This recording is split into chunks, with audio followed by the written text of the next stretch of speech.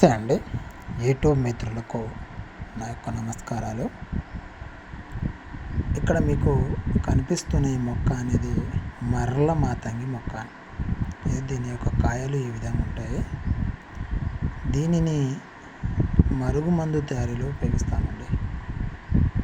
మీరు యూట్యూబ్లో కానీ అక్కడక్కడ చూస్తుంటారు. ఈ మొక్క లేకుండా మరుగుమందు అనేది ఏ విధంగా తయారు చేసేసినా కబ్బిలాలతోని వాటితోని వీటితోని ఏది పెట్టినా రిజల్ట్ రాదండి.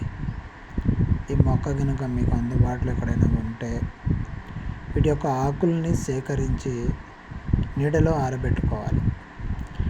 నీడలో ఆరబెట్టుకున్న తర్వాత వాటిని ఇట్లా నలిపేస్తే పౌడర్ లాగా అవుతుంది.